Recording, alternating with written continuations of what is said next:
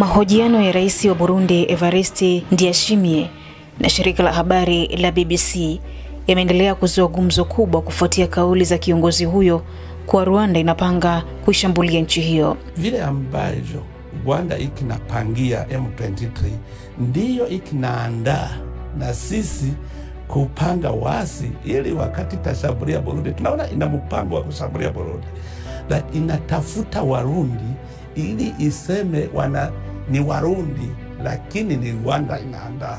Rais huyo wa Burundi ameenda mbali na kueleza kuwa Rwanda imekuwa ikitumia mgogoro wa DRC kuandaa mpango wa kuivamia Burundi. Burundi ambayo imekuwa ikisaidia serikali ya Kongo kupambana na waasi ilionyesha hali ya hatari baada ya waasi wa M23 kukaribia mpaka wake mnamo Februari 2025. Baada ya waasi hao kushika mji wa Bukavu Februari 15, waasi hao wa M23 walijaribu kushika mji wa Uvira, mji uliopo mpakani kabisa na Burundi, jambo lililozidisha uhasama zaidi kati ya Burundi na Rwanda. Uvira batu bote wanakimbia.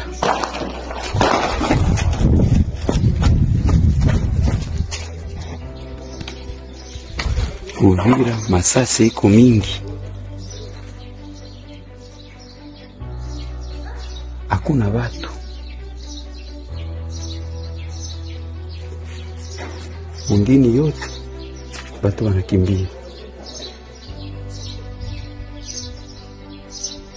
Waasi wa M23 hawakufanikiwa kuushika mji wa Uvira, huku sehemu kubwa ya msaada ukitajwa kutoka Burundi ikishirikiana vikundi vya wanamgambo wa Wazalendo. Wa Uvira kuambia kama kuanzia leo Uvira iko mikononi mwa Wazalendo, na sisi wote kesho tufanye makazi yetu, tutafutie watoto zetu, tufungule milango, wa motari watumike makazi. Wazalendo watumike makazi yao. Haina shida, watoto wenu wanaendelea kufanya kazi, na tunasema Uvira hakuna risasi ya kupigana tena, sisi wenyewe wa FARDC Wazalendo. Kutokana na uhasama kati ya Burundi na Rwanda, Burundi imekuwa ikifunga mipaka yake na Rwanda, ambapo mara ya mwisho ilifunga mipaka yake kati ya mwaka 2015 mpaka mwaka 2022, na mnamo Januari mwaka 2024 Burundi ilifunga tena. Swala kubwa ambalo Burundi inalisema ni kuwa Rwanda inafadhili waasi hasa wa Red Tabara ili kuiangusha serikali ya Burundi. Waasi hao wamekuwa wakifanya mashambulio mbalimbali ndani ya Burundi, na mnamo Disemba mwaka 2023 walifanya shambulio ambapo Burundi ilitangaza kuwa watu 20 waliuawa. Chimbuko la Red Tabara ni jaribio la mapinduzi la mwaka 2015. Wakati huo rais wa Burundi akiwa Pierre Nkurunziza. Baada ya rais Pierre Nkurunziza kutangaza kubadili katiba na kugombea muhula wa 3 nchini Burundi, upinzani mkubwa ulizuka Burundi, ikiwemo mifarakano ndani ya chama chake. Mitaani kulikuwa na maandamano makubwa pia, hali iliwafanya wakuu wa nchi za Afrika Mashariki kuitisha kikao cha dharura mnamo Mei 13 mwaka 2015 kwa ajili ya majadiliano na rais Pierre Nkurunziza.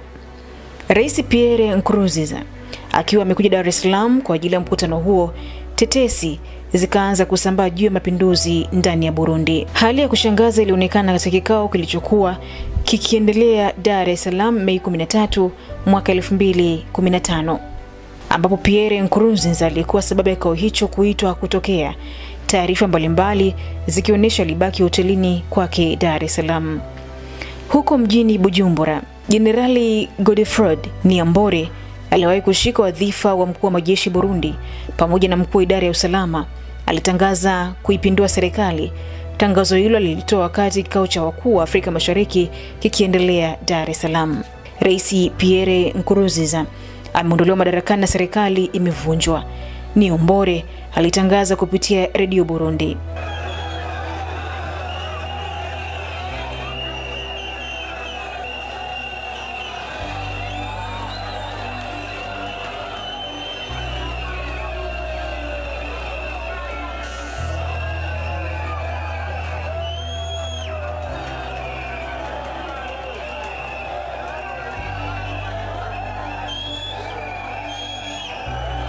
Wakuu wa Afrika Mashariki wakiongozwa na Rais Kikwete wakalaani vikali jaribio hilo la mapinduzi. The summit condemns in the strongest terms possible the coup in Burundi,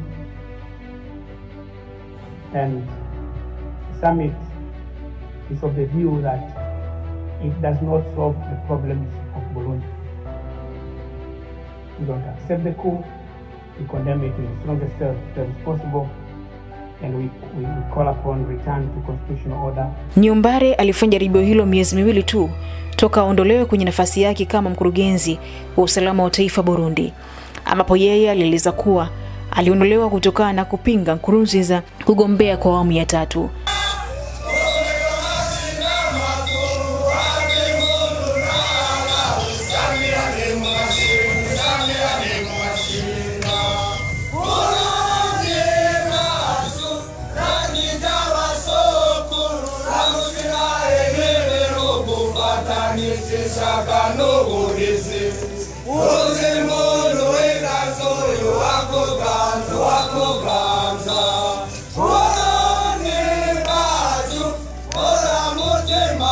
Baada ya jaribio hilo, maamuzi yalifanyika kumrudisha Nkurunziza Burundi haraka kuwahi kudhibiti hali ambapo Tanzania ilichukua jukumu la kazi hiyo. Taarifa mbalimbali zinaonyesha kuwa wanausalama wa Tanzania walimpeleka Nkurunziza mpaka Kigoma, na kutokea Kigoma akapelekwa na helikopta katika jimbo la Ngozi, sehemu alipozaliwa Nkurunziza na sehemu yenye wafuasi wake wa kufa na kupona. Baada ya kufika huko, Nkurunziza alipokelewa na vikosi vyake na wafuasi wake, ambapo alitangaza kuyamaliza mapinduzi. Watu wengi waliotajwa kuhusika na kuandaa mpango wa mapinduzi walikimbilia Rwanda, ikiwemo Niumbare. Punde tu baada ya kutuliza hali, Rais Pierre Nkurunziza alitangaza kufunga mipaka na Rwanda. Aliwashutumu Rwanda kufadhili mpango huo wa mapinduzi, jambo ambalo Rwanda imeendelea kulikataa. Ni mwaka huo kikundi cha waasi wa Red Tabara kikaanzishwa na waliojaribu kufanya mapinduzi wakaweka makazi yao ndani ya Kongo. Baada ya Rais Ndashimye kuingia madarakani, hali ya Rwanda na Burundi ikaanza kuimarika, ambapo kwa mara ya kwanza toka mwaka 2015 mawaziri wa nchi hizo mbili walikutana Oktoba mwaka 2020 na kukubaliana kuimarisha mahusiano. Aprili mwaka 2022 Burundi ilituma ujumbe maalum wa kiurafiki kwa Rais Kagame, jambo ambalo lilionyesha mahusiano yanarudi na hatimaye mipaka ikafunguliwa. Hata hivyo, hali ilirudi kuwa mbaya kufuatia mashambulio ya Red Tabara kwa Burundi, huku Burundi ikishutumu Rwanda kuwezesha. Rais wa Burundi anasisitiza kuwa kwa Rwanda kuendelea kuwahifadhi waliopanga mapinduzi ni mpango wa kuja kuivamia nchi yake, jambo ambalo Rwanda inalikataa. Ndio sababu mimi nimemwambia kunionyesha kwamba hauna mpango wa kushambulia Burundi. Leta hao watu tuwapeleke kwenye mahakama. Mahakamani wafanye kazi yao. Kubali kwamba wako Rwanda, anajua muda kwa muda ananiambia ndawaleta, lakini sababu na mpango mbaya hawezi kuwaleta.